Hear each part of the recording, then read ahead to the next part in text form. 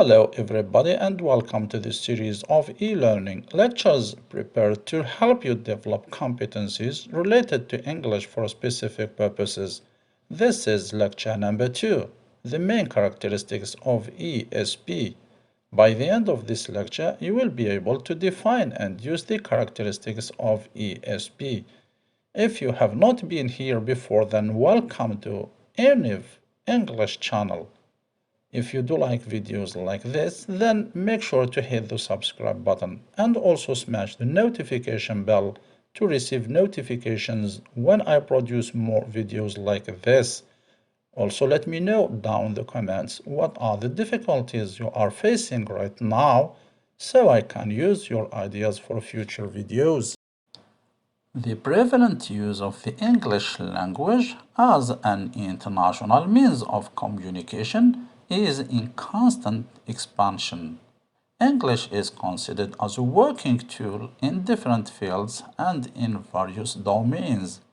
In order to reach specific objectives, world countries adopted and adapted English courses at all levels of the educational system, especially at the university level. ESP, English for specific purposes, is the common and well-established teaching methodology that the language teachers actually use to achieve the specific learner's needs and meet the social requirements. It is widely accepted that English has become the language of choice for many international communities.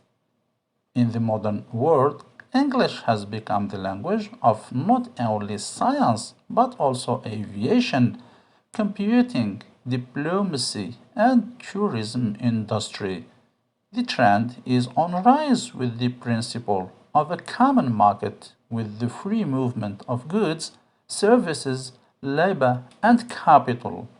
Nations all over the world are left with almost no choice but to use English in order to obtain international recognition.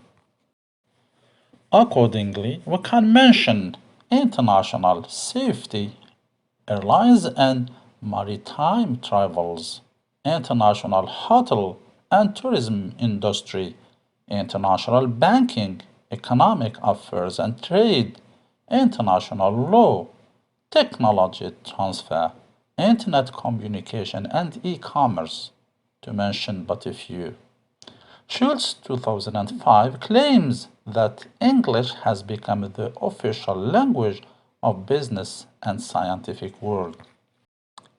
The teaching of English for specific purposes (ESP) has been seen as a separate activity within English language teaching (ELT).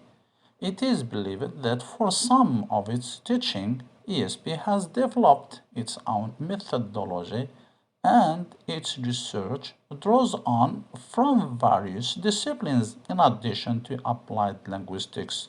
This is the key distinguishing characteristics of ESP. The theory of English for specific purposes could be outlined based on specific nature of the text that learners need knowledge of or need-related nature of teaching. English became the accepted international language of technology and trade.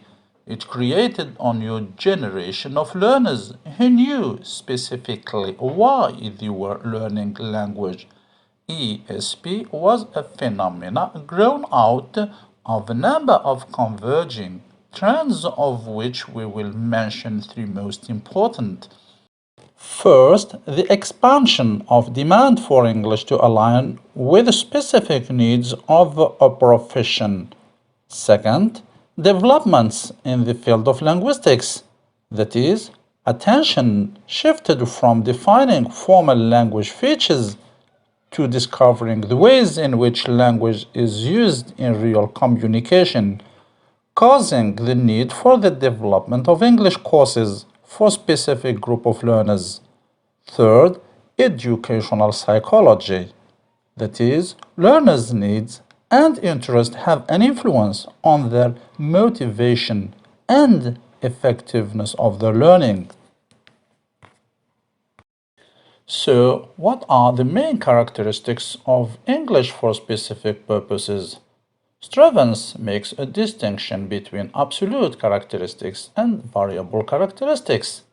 The absolute characteristics are that English for specific purposes courses should be designed to meet the specific needs of the learner, related in content to particular disciplines or occupations and activities, centered on language specific to those disciplines or occupations in syntax, text, discourse, semantics, etc., designed in contrast to general English. It can be restricted to the language skills to be learned, for example, reading or writing. The variable characteristics are that courses should be restricted in the skills to be learned, not be taught according to a particular methodology.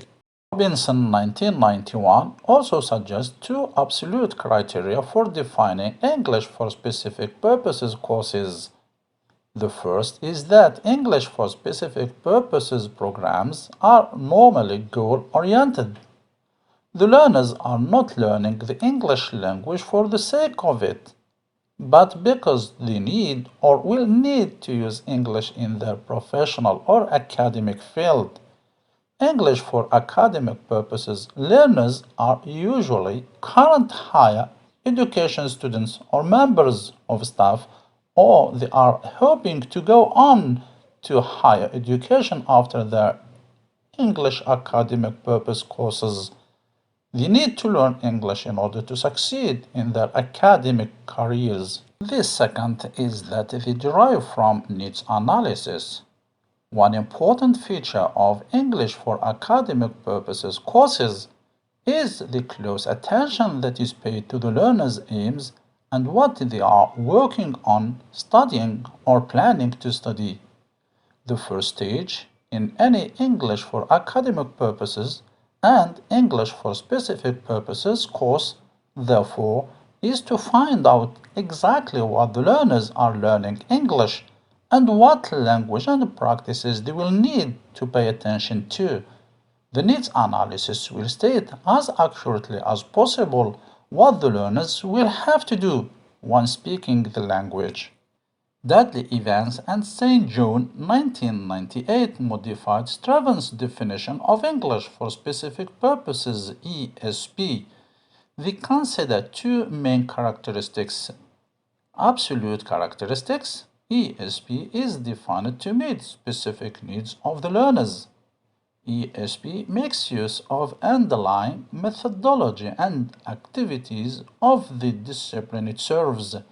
ESP is centered on the language appropriate to these activities in terms of grammar, lexis, register, study skills, discourse, and genre.